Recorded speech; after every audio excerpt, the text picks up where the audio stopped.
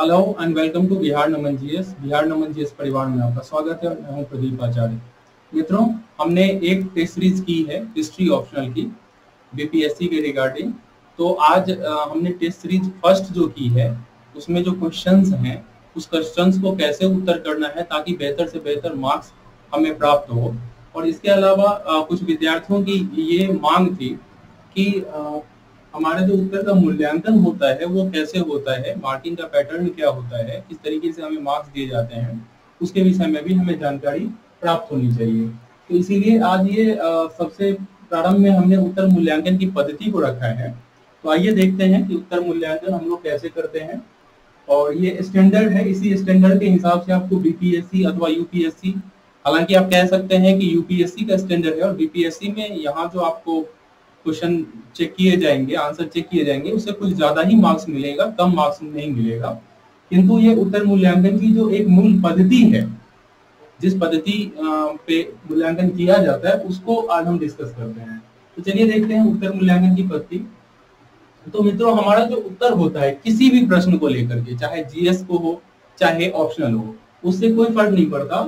अगर हमारा जो क्वेश्चन है उसको अगर हम 100% मान लें तो हमारी पृष्ठभूमि जो होती है उत्तर की, उस पृष्ठभूमि में 10 से 20% मार्क्स दिए जाते हैं। अब हमें यहाँ ध्यान रखना होगा कि 10 से 20% मार्क्स जो होते हैं पृष्ठभूमि के लिए निर्धारित होते हैं। तो जब सिंपल क्वेश्चन आते हैं, जब इंफॉर्मेटिव क्वेश्चन आते हैं या उसका मूल्यांकन करना होता है, तब हमारे पास जो रहते हैं वो 10 से 15% तक उसको मार्क्स दिया जाता है। और अगर आलोचनात्मक, गहन आलोचनात्मक और गहन तरीके से अगर हमें सोचना होता है किसी प्रश्न पे और उसका अगर पृष्ठभूमि लिखना होता है तो उसके लिए 20% जो अंक है वो निर्धारित किए जाते हैं। लेकिन याद रखिएगा, हिस्ट्री ऑप्शनल हो या अन्य मानविकी विषय हो, तो ये जो 20% है ये एक आदर्श होता है। आप ये मान के न चलें कि पृष्ठभूमि में हमें पूरे क्वेश्चन का 20% मार्क्स मिलने वाला है। जब आप पृष्ठभूमि लिखते हैं तो उस पृष्ठभूमि में कितनी तारतम्यता होती है, जो क्वेश्चन के अनुकूल होती है, उसके हिसाब से आपको मार्क्स दिए जाते हैं। और अगर बेहतर से बेहतर अगर हम लोग पृष्ठभूमि में लिखते हैं तो उसमें हमें तकरीबन 60%, यानी अगर 10 मार्क्स अगर उसके लिए निर्धारित है या 20 मार्क्स निर्धारित है या 20% अगर निर्धारित है, मान के चलते हैं, हम थोड़ी देर के लिए इसको 100% को 100 मार्क्स मान लेते हैं ताकि हमको आपको बताने में काफी सुविधाएं यहाँ होगी। तो यहाँ 10 से 20 मार्क्स अगर हम निर्धारित हैं, तो अगर आप बेहतर से बेहतर आलोचनात्मक शैली के आधार पे भी लिखेंगे तो आपको पृष्ठभूमि में अधिकतम जो है 12 से 15 मार्क्स दिए जाएंगे। तो ये इस बात को ध्यान रखिएगा कि हमारा मार्क्स केवल हमारे बॉडी पे निर्भर नहीं होता। हम बहुत अच्छे अच्छे इंफॉर्मेशन लिख जाते हैं और हम ये सोचते हैं कि हमें बहुत अच्छे मार्क्स मिलने वाले हैं, लेकिन हमारा जो उत्तर होता है और उत्तर की पृष्ठभूमि प्रश्न से अगर मैच न करे, प्रश्न के अनुसार न हो, तो शायद संभव है कि ये इस पृष्ठभूमि में हमें कुछ मार्क्स न मिले। और ये भी हमें सब सोच समझ के चलना होगा कि अगर हमारी पृष्ठभूमि में अच्छे मार्क्स नहीं मिलने वाले हैं तो वो बॉडी के मार्क्स को भी खराब कर देता है। अर्थात अगर शुरुआत में कहते हैं first impression is last impression, तो हमारे शुरुआत में अगर हमारा शुरुआत बहुत बेहतर होता है, जो प्रश्नों के अनुकूल होता है, हमारी सोचन क्षमता को प्रदर्शित करता है और हम क्या लिखने वाले हैं मुख्य भाग में, उसका एक पैकेट होता है। ये ओपनली हमें इंफॉर्मेशन को भी यहाँ नहीं डालना होता, एक पैकेज की तरह होता है ये हमारी पृष्ठभूमि। तो जब हम इतनी बातों को इंक्लूड करके सोचते हैं तो हमारा जो सिंपल क्वेश्चन होता है, तो ऑलमोस्ट अगर हम इसको 10 से 20 मार्क्स मान लें, तो सिंपल क्वेश्चन अगर होगा तो 7 से 8 नंबर तक, 7 से 8 मार्क्स जो है बेहतर अगर आप पृष्ठभूमि लिखेंगे या इंट्रोडक्शन लिखेंगे, इंग्लिश में इसको इंट्रोडक्शन समझ लीजिए, तो हमें 7 से 8 मार्क्स मिलते हैं। वहीं अगर आलोचनात्मक प्रश्न रहेगा, जो गहन क्षमता को प्रदर्शित करने वाले प्रश्न हैं, तो वहां आपको 12 से 15 मार्क्स तक दिए जा सकते हैं। ये हम 100 मार्क्स मान रहे हैं पूरे क्वेश्चन को, तो उसके अनुसार से हम आपको ये बता रहे हैं। तो ये थी पृष्ठभूमि वाली बात। अब आते हैं निष्कर्ष पे। निष्कर्ष पे आते हैं, हमने पृष्ठभूमि की अच्छी शुरुआत कर दी, और जब कोई व्यक्ति अंतिम स्थिति में होता है और उस स्थिति में जाकर के हमारा निष्कर्ष खराब हो जाता है, तो क्या हो सकता है? तो हमने जो इम्प्रेशन फर्स्ट इम्प्रेशन बनाया था उसमें थोड़ी गिरावट आ जाती है। तो हमें यह ध्यान देना होगा कि हमारा पृष्ठभूमि और हमारा जो निष्कर्ष है वो प्रश्न के अनुरूप हो। जब हम पृष्ठभूमि की शुरुआत करते हैं तो ऐसा लगना चाहिए कि प्रश्न पढ़ने के बाद वो एक चैनल के रूप में शुरुआत हो जाता है, और उस पृष्ठभूमि का जो जुड़ाव होगा मुख्य भाग से होगा, और मुख्य भाग में हमने जितनी बातें कही है उसका एक छोटा सा निष्कर्ष हमें देना होता है। निष्कर्ष दो तरीके का कॉमनली माना जाता है। एक होता है समेटिव कंक्लूजन, यानी कि आपने जितनी बातें लिखी है, पूरे होल बॉडी में आपने जितनी बातें लिखी है, उन बातों का जब हम सार लिखते हैं, अब विशेष करके ये सिंपल क्वेश्चन जो होते हैं,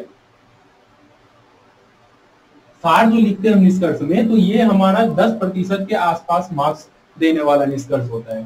तो इस निष्कर्ष में, सिंपल निष्कर्ष में हमें 4, 5, 6, 7, बेहतर से बेहतर भी अगर हम लिखते हैं तब भी 10 मार्क्स में से हमें 7 या 6, 7 भी बहुत कम ही मिलता है, 6 मार्क्स तक मिलता है। लेकिन अगर हमारा निष्कर्ष बेहतर नहीं होता तो हमें 2 या 3 मार्क्स भी मिल सकते हैं, जो कि प्रश्न के ऊपर भी निर्भर करता है। और अगर हमारा कंक्लूजन या निष्कर्ष जो है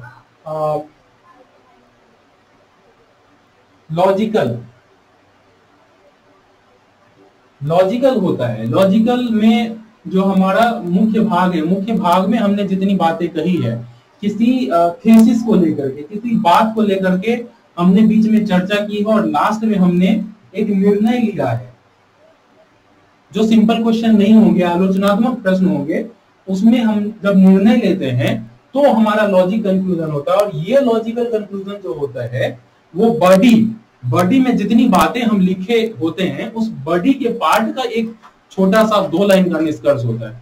तो मित्रों, हमें ध्यान रखना पड़ता है कि पृष्ठभूमि और निष्कर्ष ये हमारा लॉजिकल बेहतर से बेहतर हो सके, और ये दोनों जो बेहतर होता है, अगर ऐसे तो बॉडी भी अच्छे होने चाहिए, लेकिन हमारा पृष्ठभूमि और निष्कर्ष अगर बेहतर होता है, बॉडी में थोड़ी खराबी भी होती है, तो कई बार ऐसा होता है कि फर्स्ट इंप्रेशन और ये लास्ट इंप्रेशन, दोनों इंप्रेशन जब अच्छा हो जाता है तो हमें अच्छे मार्क्स मिल जाते हैं। कई बार बॉडी बहुत ज्यादा बड़ा होता है तो वो ठीक ढंग से लोग पढ़ नहीं पाते। हालांकि आप चिंता ना करें, आपके बॉडी के हर पार्ट को, एक एक शब्द को देखा जाता है, उसके लिए आप परेशान ना हो। लेकिन सामान्यतः जो मार्किंग की जाती है, लंबे बहुत ज्यादा क्वेश्चंस को देखने होते हैं, कॉपी को देखने होते हैं, ऐसी स्थिति में पृष्ठभूमि और निष्कर्ष बहुत ही महत्वपूर्ण भूमिका निभाता है, जो ऑलमोस्ट हमारे बॉडी पार्ट का कम से कम कहिए तो 15 से 20 या 15 से 20% तक मार्क्स हमें दे जाता है। मान लीजिए 100 में से 15 से 20 नंबर आपको इस बात के लिए मिलते हैं कि आपकी पृष्ठभूमि और आपका निष्कर्ष कैसा है। तो आपको इन बातों को सोचना होगा कि हमारी पृष्ठभूमि और निष्कर्ष हमें कैसे सोचना है। हम अभी चर्चा करेंगे उन बातों पे। दूसरा है मुख्य भाग, जो पूरे क्वेश्चन का 60 से 80%, अगर सामान्य क्वेश्चन होंगे तो 80% तक मार्क्स कंटेन करता होगा, और अगर लॉजिकल होंगे, अगर आलोचनात्मक होंगे तो 60%, सॉरी ये जस्ट उल्टा हो गया, अगर लॉजिकल होंगे, सही है, लॉजिकल होंगे तो हमारे 60% तक मार्क्स मुख्य भाग से हमें प्राप्त होगा। बल्कि अगर जनरल टाइप के क्वेश्चन होंगे तो मुख्य भाग में ज्यादा वेटेज होता है, तो वहां हमें 80% तक मार्क्स प्राप्त हो सकते हैं। तो यहाँ हमें देखना है कि हमें जो बॉडी लिखना है वो बॉडी हमारे प्रश्न के मांग के अनुसार से हो, और इस अगर प्रश्न में एक ही प्रश्न हो तो उसे हम एक प्रश्न की तरह लिखते हैं। लेकिन प्रश्न में ज्यादातर जो लॉजिकल प्रश्न होते हैं, या तो वो कहीं ना कहीं हमें हमारे निर्णय क्षमता को जांच रहे होते हैं, या तो विविध आयाम होते हैं। तो विविध आयाम कैसे हो सकते हैं एक प्रश्न में, जो कि प्रश्न में ही बताया गया है कि आपको विविध आयाम के विषय में सोचने हैं।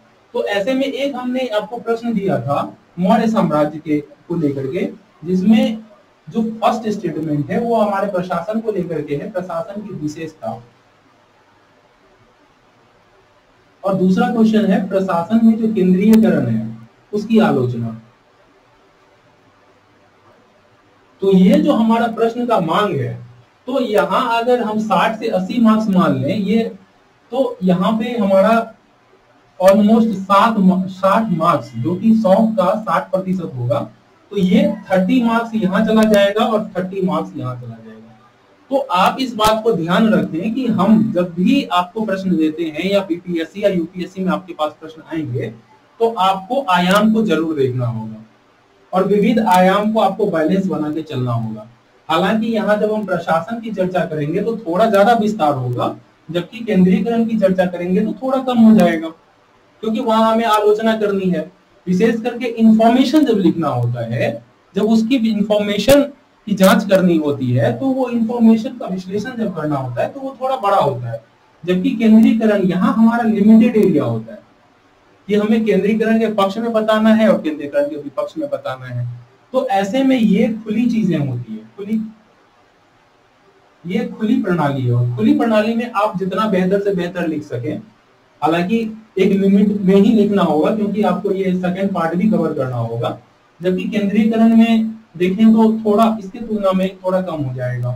अगर हम 5 पेज ले लें, जैसे page number 1, page number 2, page number 3, page number 4 और पेज नंबर 5, तो हमारा जो कंक्लूजन आता है वो 5 नंबर में आता है और पृष्ठभूमि हमारा स्टार्ट में आएगा। अब यहाँ हमारे पास आधे पन्ने रह जाते हैं और यहाँ भी मान के चलिए आधे पन्ने, आधे से थोड़ा ज्यादा रह जाता है। तो ये एक पृष्ठ हमारे पास ये हो जाता है 2 3 4, 1 2 3 4, 4 और 1 5, हमने 5 ही लिया था, आधा ये निकल गया, आधा ये निकल गया। हाँ, ये 3 और 1 मोटा मोटी हमारे पास 4 पेजेज या 4.5 पेज हमारे पास होते हैं। तो अगर हम प्रशासन के विषय में लिखेंगे तो आप ध्यान दिए होंगे कि प्रशासन के विषय में हमें ज्यादा लिखना पड़ता है। तो ऑलमोस्ट 3 पेज जो होगा वो प्रशासन में चला जाएगा और हमारा जो 1.5 पेज होता है वो हमारी केंद्रीकरण की आलोचना में चली जाएगी। तो आपको इस तरीके से प्रश्न टू प्रश्न वैरी करेगा सारा चीज। तो प्रश्न के अनुसार से आपको सोचना पड़ेगा ये चीज एग्जाम हॉल में। आगे देखिए, इसके अलावा जब हमने डायमेंशंस की बात कर ली है, इसके अलावा क्या चीजें हैं जो मार्क्स के विषय में और अच्छे मार्क्स आपको दिलाते हैं। हम लोग जो सामान्यतः देखते हैं, विशेष करके हिंदी मीडियम के स्टूडेंट में ऐसा समस्या पाया जाता है कि हमारी स्मरण शक्ति, हम केवल स्मरण शक्ति पे बल देते हैं और हम जब स्मरण शक्ति के आधार पे अच्छे इंफॉर्मेशन लिखते हैं, किसी भी पार्ट को इंफॉर्मेशन को डाल देते हैं, तब हमें लगता है कि हमें बेहतर मार्क्स, कम से कम 50% मार्क्स या 55% मार्क्स तो मिलने चाहिए। लेकिन यहाँ समस्या है, समस्या ये है कि हमने अभी देखा कि हमारा 40% मार्क्स पृष्ठभूमि और निष्कर्ष में चला गया, यानी 40 नंबर, और हमारे पास 60 मार्क्स हैं।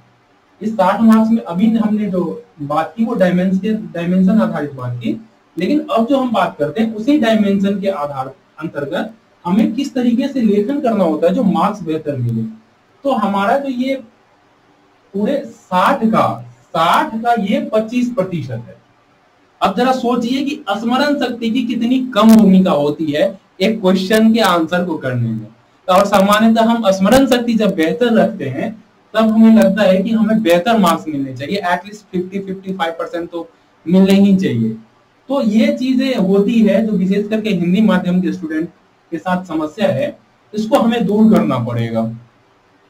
आगे देखिए, विषय और प्रश्न, इन दोनों की समझ पे हमारा 25% मार्क्स निर्धारित होता है। तो अगर हम ये मान लें तो ऑलमोस्ट यहाँ पे इन चीजों के लिए आपको 15%, यानी कि 100 में 15 मार्क्स आपको स्मरण शक्ति के लिए दिए जाएंगे। आप जरा सोचिए, इसको अगर डिवाइड करें 4 से तो 15 ही आता है। तो ये 15 मार्क्स जो हैं हमारे स्मरण शक्ति के, अगर पूरे 100% में देखें तो केवल 15% मार्क्स, मीन्स 100 में से केवल 15 मार्क्स आपको स्मरण शक्ति के लिए मिलने वाले हैं। तो इन बातों को आपको ध्यान रखना पड़ेगा। उसके बाद विषय की अगर हमारे पास अच्छी समझ है तो उसके लिए हमें 15 नंबर मिल सकते हैं। अब सवाल ये है कि क्या स्मरण शक्ति और विषय की समझ, इन दोनों में आपको आपने अगर ढंग से लिख दिया तो 15% मार्क्स मिल जाएंगे? ये भी एक बहुत ही चैलेंजिंग विषय है, क्योंकि जब हमारे पास जितनी इंफॉर्मेशन होती है, जितने डायमेंशंस होते हैं, जितनी चीजें हम स्टडी करते हैं नोट्स में, बुक्स में, वो सारी डायमेंशंस को हम नहीं लिख पाते। ये एक कॉमन चीज है। तो ऐसे में ये जो हमारे पास 15 मार्क्स है, उसमें भी हमें 10 मार्क्स मिल जाते हैं, इसमें भी देखें तो 8 से 10 मार्क्स मिल जाते हैं। तो ये हमें ध्यान रखना पड़ेगा। तो आगे हमारे प्रश्न के उत्तर के मार्क्स कैसे बढ़ेंगे, तो यहाँ है अगला विश्लेषण। अब विश्लेषण क्या होता है, आपने अगर वीडियो देखा होगा पहले वाला, तो हमने बताया है कारण कार्य संबंध।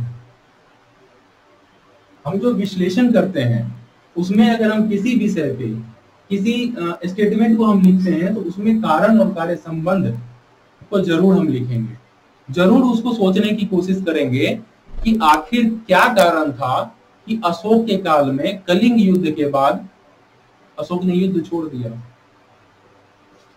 ये सोचने का विषय है, ये आपको इंफॉर्मेशन में नहीं मिलेगा। ये आपको तात्कालिक रूप से, जब आप प्रश्न का उत्तर कर रहे होंगे, तो तात्कालिक रूप से सोच करके आपको इन चीजों को लिखना होगा। और जैसे जैसे आप प्रश्नों की प्रैक्टिस करते जाएंगे और जैसे जैसे हम आपको बताते चलेंगे कि आपको यहाँ यहाँ मिस्टेक था, यहाँ ये प्रॉब्लम थी, यहाँ ये समस्याएं थी, तो वहां आपको पता चल जाएगा कि आपको किस तरीके से कारण कार्य को यहाँ पुट करके विश्लेषण करना है, ताकि आपको बेहतर मार्क्स मिल सके। अब आगे देखिए, उच्च आलोचनात्मक क्षमता। हालांकि सच में अगर वास्तविकता में बताऊं तो ये जो उच्च आलोचनात्मक क्षमता है, जो क्वेश्चन का 20% यानी बॉडी का 20% मार्क्स रखता है, यहाँ पे अगर हम देखें तो लगभग 12 मार्क्स। और ये जो विश्लेषण था ये भी हमारा 12 मार्क्स था। तो ये जो हमारा मार्क्स है, ये मार्क्स सामान्यतः हिंदी मीडियम में ऐसे जो लिखते हैं हम लोग, जो उत्तर लिखते हैं स्वयं शक्ति और विषय की नॉलेज के आधार पे, तो ये दोनों चीजें छूट जाती है और इसके वजह से हमें मार्क्स कम प्राप्त होते हैं। और अगला है मूल्यांकन और निर्णय क्षमता। तो जब हमारे पास निर्णय करने वाले ऐसे प्रश्न आएंगे जहां हमें निर्णय लेने होते हैं, जहां टकराहट होती है विचारों को, तो ऐसे स्थानों पे ये 10% मार्क्स ये कंटेन करता है। तो आपको इस तरीके से सोचना पड़ेगा और जब भी आप उत्तर लिखेंगे तो आप ज्यादा से ज्यादा स्मरण शक्ति पे बल न दें, बल्कि स्मरण शक्ति और विषय का एक संतुलन बना के रखें। और विश्लेषण और उच्च आलोचनात्मक क्षमता, जो कि धीरे धीरे ग्रेजुअली डेवलप होगा, वो आपको करना पड़ेगा। और जहां तक रही निर्णय लेना या मूल्यांकन करना या पक्ष समर्थन करना, वो आपके पास जब नॉलेज रहेगा, जब जानकारी रहेगी विषयों की, जब विषय की समझ रहेगी, तब आप वो कर सकते हैं। तो आपको जो देखना है उत्तर मूल्यांकन, आप जब इसको देखेंगे तो उस हिसाब से आप उत्तर लिखने की कोशिश करें। और मैं उम्मीद करता हूं कि हमारे द्वारा जो जितने मित्र हमारे जुड़े हुए हैं, उनको अब इसके माध्यम से जब आंसर लिखेंगे तो अच्छे से अच्छे मार्क्स मिले। और मैं आपको ये भी एश्योर करता हूं कि यहाँ जो आपको मार्क्स दिए जाएंगे, ये पूर्ण रूप से इस पैटर्न पे दिए जाएंगे। आपके प्रति कोई भी सिंपैथी नहीं दिखाई जाएगी, क्योंकि आपको बीपीएससी में और यूपीएससी में क्वालिफाई करना है।